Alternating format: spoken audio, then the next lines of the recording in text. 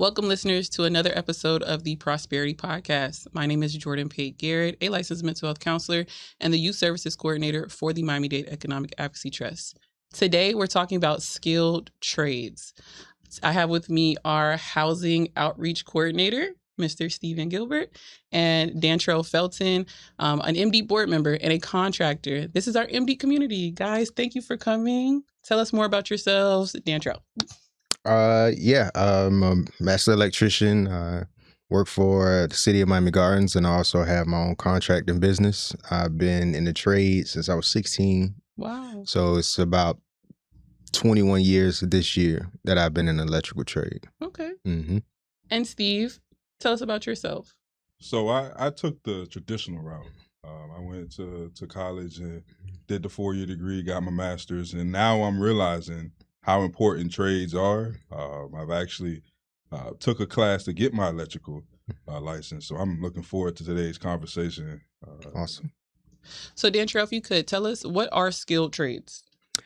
Skilled trades are the trades that most people consider like construction work, labor work, right? Mm-hmm. But when you get deeper into construction, there are more specific or more niche tasks that take a little bit more education, study, and practice, and those are like the skilled trades. So when you think about plumbing, you think about electrical. Most people don't think about engineering as a skilled trade, but it's the most recognizable because you have to go to school before you become an engineer. Mm-hmm. In these skilled trades, you learn on the job, and you may be subjected to maybe a state test or a test with a union, but that qualifies you to be a skilled tradesman. And to work on, electrical as a journeyman, you have to be licensed, you have to be certified. And we keep hearing things like there's a skilled trade crisis. How serious is that really? And what do the numbers actually say about it, there being a crisis and where we stand right now? Yeah, so in reality, there's always a skilled trades crisis because it comes in cycles.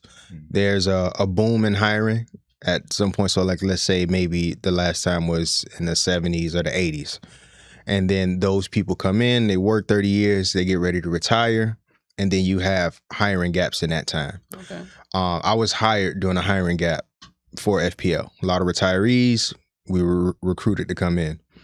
What makes this time a little bit more unique, not only is there a drop in craftsmen working, but the expansion of infrastructure due to AI and all these different technologies has kind of like doubled the necessity to get new people in the field.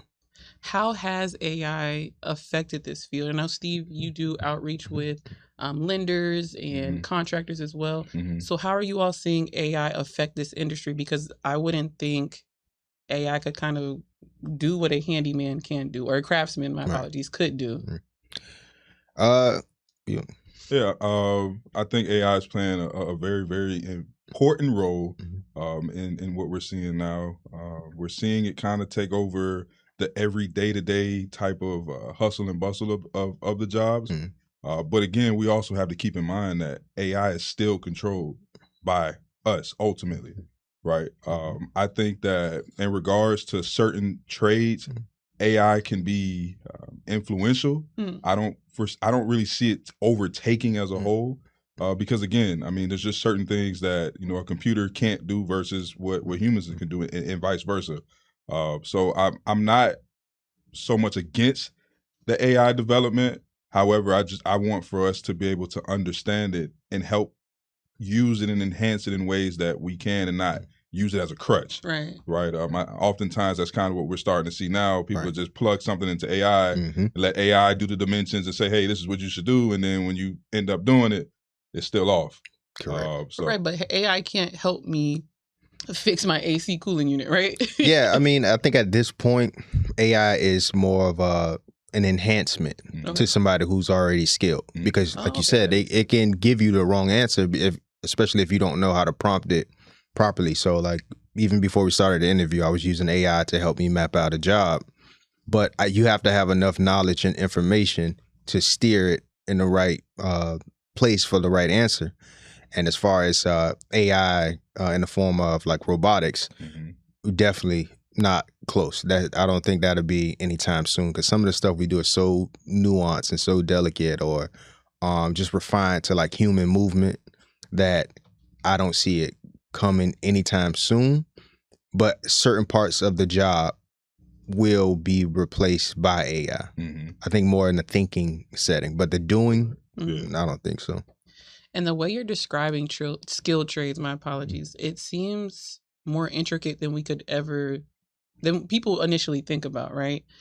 And in the past, it seems like skilled trades has been seen as like a fallback option. Is that narrative changing? And if it is, what do you think is shifting the narrative? Yeah, I mean, I think people are more vocal now about the prospects of what you can get in the skilled trades. Like quietly, some of the money that they talk about you can get in the skilled trades, we've been getting, I mean, I haven't been around for 50 years, but I would say since the 2010s, making $100K salary, that was like a normal thing. We didn't even think of it as something to discuss. It's just something that came with, you got a decent salary. Like let's say your salary is maybe 60, 70,000, but with the amount of overtime will come depending on which trade you have. It was there if you wanted it, and this has been for years. So now more people are finding out about it, and then like with tools like YouTube, you see that it's just not a dumb ex-jock in construction. We have a lot of skills. We have to use mathematics. We have to be able to talk with the engineer and understand some of the scientific part of it, to how you go up in the skills. You said math, you're going to scare people away, okay? I mean, math, I'm a big proponent of, especially our young men, because I know about that 6th grade level is where you have men more so falling off of math and steering away from math-focused things like engineering or whatever. But, I wish I didn't when I was younger. And now here I am. I'm going back to school. I'm in school now, actually, and understanding math would have helped a lot better. I'm doing good, but it's important in all these different trades. And how does a career in trades stack up against a 4-year college degree? So especially when you factor in like student debt and then interest, and like you said, the math component, getting disinterested in 6th grade, how do they kind of compare, or how do they stack up? I mean, one of the benefits of starting in the trades is that you can, if you get in the right situation, you can come in zero debt, start getting paid earlier. Now that might be a lower salary, but it ramps up with the time you invest in, and once you start getting certified in different things, your salary goes up. Whereas in college, you're investing in yourself by going to school, paying for school, and it's really on you to take school super serious to get some of the things that college promises you. But a lot of times you start in college at 18, you really don't know what you want to do. Right. So it's like a shot in the dark, where with the trades, you get all the exposure you need on a construction site, whether you want to go to plumbing or electrical, or you want to do something else. And the good thing about starting in the trades, you can always go back. When I went back to school, I was laser focused. I had already spent time in a Fortune 500 company, know exactly what a company will want for me to go to the next level. And a lot of times, if you're in these companies, they'll pay for you to go to school. Right. So you went in with experience, essentially. You went back to school with experience. Right. And I got a chance to see what was needed from me coming up with all the new technology. And so with pre-apprenticeship and apprenticeship, what is the earn while you learn? What does that look like? Take us through like what a journeyman experience might look like, or an apprenticeship journey, a journey might look like for an individual. So because we hear earn while you learn all the time. Yeah. But what are you really earning? What are you learning? Like, yeah. So a pre-apprenticeship allows you. So I did a pre-apprenticeship before I became an adult. So I started at 16. Okay. So that one is a little bit trickier because you are adolescent, but there was opportunities for us to make money during the summer, going and actually working in the field in a limited capacity in the summers. And the school board plus the companies paid for our education. So we were learning during the school year and then earning in the off time. Now, by the time I was able to roll into the real apprenticeship, you're hired on. So whatever rate you get accepted at that's your pay. You're actually there, and then they're investing in your education as well. So by the time you actually make it to an apprenticeship, it's your job. the only way you lose your job is by messing it up. You know, it's not something where you're guessing what you're going to do anymore. And they just pair you with the school. Some companies have school in-house. Some pair you with like a community college or something like that. But the good thing about that, the company is assisting you and paying for it as you grow. So they were truly investing in you all's future during this time. Oh yeah, big time. That was like a major investment. So at the state level, have either of you seen any legislation that has worked to support workforce development for young people? Any new bills, any new legislation? I know there's been more of a focus, right, on our youth and getting them more involved in helping them grow. I want to touch on something really quick when you talk about the earn when you learn, because I think that's very, very important. Someone that, when I graduated high school, went straight to college, playing football, you know, I didn't necessarily have the opportunity to go out and learn a trade because I'm in season, I'm training, so it's strictly just education. But then I realized when I graduated, right, a lot of jobs and companies wanted me to have 5 to 10 years of experience, Right. which I'm 24 years old, graduated with a master's degree, is virtually impossible, you know, for those certain positions. And I, knowing what I know now, trades, if I'd known, you know, from day one, I definitely would have, you know, decided to say, hey, let me learn a trade while I was, you know, in high school. Let me gain that on-hands, you know, the in-hands experience. So then that way, when I'm able, you know, and I'm adult now, I can, you know, maneuver a lot freer. So I can say that I can see the differences now from when I was in college, in high school, with a lot of kind of the laborers. They've kind of relaxed some of the laws where now, you know, you can work a little bit more. Like, for example, you can go to school during the day and then, you know, you can have a job as well. So I think that's very important for youth now to take advantage of it. Right. I mean, this is the perfect time to kind of get a feel for what is it that you really want to do. Right. Trades, again, I mean, it's essentially you're your own business, right? You're an entrepreneur. You can kind of name your price, right? You know, versus someone telling you, hey, you're going to work this amount of hours. This is what you're going to get paid, regardless if you do the work the way we want you to do it, or if you go above and beyond. Right. You have a set salary. At least, you know, learning a trade, you take more control of it. So that's just some of the changes that I've seen, you know, from when I was in high school to now. I could definitely see where some of the laws have kind of relaxed and allowed more flexibility. And you brought up something very important, being in school and having the opportunity to earn something while learning something as well. Typically when I introduce myself, I say licensed mental health counselor, because by trade, that's my that's my trade. Essentially, that's what I have to fall back on. But that takes 7 years to get, right? You're a master electrician. How quick could you have gotten that if you knew what you knew if you got the investment early on, essentially? Because I know you told me your story before about you could have got it earlier. Yeah. If I knew what I knew now, I probably could have been a master around 25. Wow. You know, so it's a little bit different. Like, and I'll say I used to work for FPL, so in-house FPL electricians, we're more like geared to stay with the company, work with the company. It's a huge organization. We'll grow with the company. I've worked with the union. I've been a part of safety teams, and that's that company's culture. If I started in a smaller contracting business, they're a little bit more aware of how to maneuver, what licenses to get faster, what is your pathway into entrepreneurship faster. So, you know, I started as a lineman. Most linemen don't leave and go start their own thing.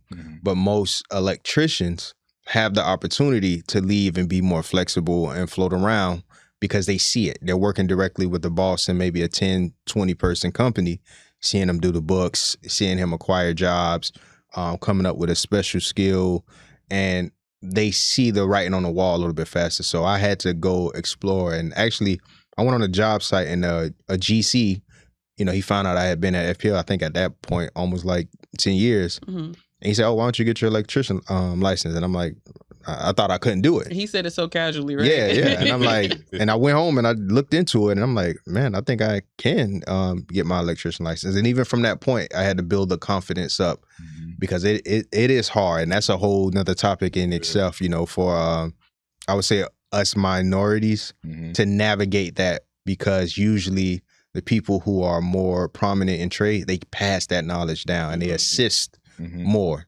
And with us, it's like I might see you in passing on a job site, you're an electrician, I see you doing good, and I might put you on game about becoming an inspector or becoming this and that. You may have never even thought about that. Yeah. But you mentioned confidence. What type of mindset do you have to really put your foot out there and say, I can be more than just a lineman. I can venture out and start my own journey as it relates to skilled trade? Well, a lot of it is business acumen. Okay. Understanding marketing. Marketing is going to see something. It's going to be something you see you're going to need once you cross that path. But dealing with budgets and money and how to position yourself to sell a service, which is, you know, why now I tell people, with, you know, you have men and women going into trade, but you got mostly men, and we have a lot of educated women, highly educated, who understand businesses, who work in these huge companies. Even there's a conversation to even have about that marriage of women who are probably a little bit more skilled in businesses, because the route they went, pairing with somebody who is a tradesman to create a business together. And that's an advantage that most people aren't even thinking of, because you get a trades guy, he may not be good at business at all. That might deter him, and he might go back to his old contractor and just stay a journeyman working, where his wife, his sister, his mom probably had the skill set he needed to pair with his skills to actually open up a shop.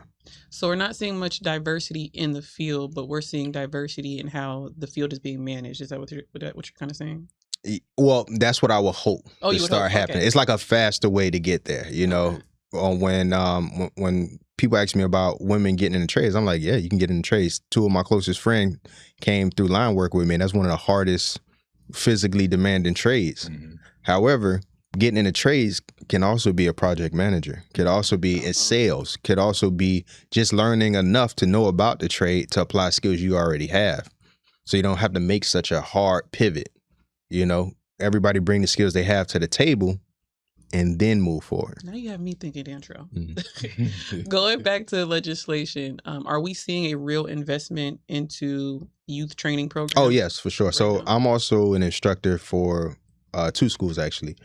And I know my next class, students will be able to access FAFSA to do the skilled trades, instead of just only using that for college classes. Oh, that's big. So that's one thing that I've seen, and that may have been happening a while, but I know at Miami-Dade College that's going to be a thing. And there's plenty of dollars, workforce grants on a state level, on a federal level, even on some local levels, where everybody sees the necessity for this. And when you were coming up, it seems like there was a shared responsibility, not only from FPL, but your school, your community. Where are we seeing that still today to invest in youth, or are you seeing it within the housing industry to get youth to come support, you know, building rehabilitation of homes and building new homes? Are we seeing that? I think it's in general, yes, but how to properly approach it, just by being honest, everybody's knowledge and information is kind of siloed, and the efforts is to really sit down and make a cohesive program to where everybody invested is on board and going about this the right way, because you can't just offer skilled trades learning without placing someone, right? You know, and then you can't place someone and not give them the opportunity to actually go get the education, or they'll just stay a laborer. Yeah. You know, sometimes you need someone you're a therapist, and someone who can work with families to help them understand what's going on and keep students on track. It was times I wanted to quit when I was in high school. That would have been the worst mistake I ever made. You know, so it's more, we need all hands on deck to make this work, because it's not just to the benefit of the students or the people who want to go into the jobs. It's to the community right now. And you said someone casually told you on a job, but do we see individuals reaching back now or are they still in their silos or nearing retirement? It's very weird. I don't know how honest I should be on here, but if I would say anything, I would say to get someone to offer that information to you, they have to see a certain level of seriousness in you. Okay. Because I'm more free giving with information. So if I tell 100 people, maybe 10 will take it serious. So I can see someone not wanting to waste their time speaking on it, but they're probably missing a lot of good people. I'd rather just tell 100 people, get the 10 to move forward. Right. Okay. But I think more people should be active. You know, if you are in the community or involved in one of these trades, reaching out to a niece, a nephew, son, daughter, whoever that you see has the potential, and kind of guide them there, because from the outside looking in, you don't see this world until somebody puts you on. Right. You know, with FPL, I never guessed what a lineman was. I never thought about it until I crossed that line, and then I saw, you know, what world we are in and what we do with emergency management. Like, that's what I study in school now, and that's dealing with all the natural disasters. It's a huge world tied to these trades that you'll never know about. And that's what you're exposing even me to. So I was going to ask the next question before we wrap up. What is one thing that you want a parent, a teacher, a student to take away from this conversation right here? I would say two things. We see all the headlines about the money and the talks about workforce. Don't sit around and wait for somebody to bring it to you. Call these local colleges and tech schools, see what you can do. I would even go as far as calling the same way you would call an electrician for your circuit breaker being broke. You know, call them and say, hey, are you hiring? You know, you got to be creative. And two, for people who are college educated, who want to transition, see where you fit in at. I was on one of my projects in Miami Gardens. I had a contract that asked me, they didn't want laborers. They wanted project managers. You know, so the adjustment you got to make from being an engineer who's never dabbled, or somebody in business who's never dabbled, is just start learning about what the industry is, adding some small certificates, understanding what GIS is, understanding how to do accounting for trades, what work in progress accounting, little things like that. You add that to your skill set, you immediately become useful in an electrical company. Right there. So don't just drop everything you've done. You know, just figure out where you fit in. Okay. And to add to that, I would say one of the most important things for me is just have that conversation with your child, right? Yeah. We know our children, and we know if college is really for them, or if, hey, we may need to get, you know, acclimated, you know, into the real world a lot sooner. And there's nothing wrong with that. Right. I think that oftentimes, you know, especially in the minority households, you get told that you got to go to college, and if you don't go to college, you won't amount to anything. I think those ways of thinking now are changed, long gone. We have to be able to adapt to the present and to the future, and that's just simply having these conversations. I mean, ultimately, again, you know your child, right? And encourage them. And a lot of people say, "Oh, college isn't for everyone," but I like to say education is. Correct. And for me, with skilled trades, you're getting education. Correct. And you're getting hands-on education and classroom education. Right. But it's so tailored to your interest that it keeps you engaged. Yeah. So I think it's a beautiful opportunity for you to get involved in. And I hope you all do get involved. Thank you so much for coming out for this episode.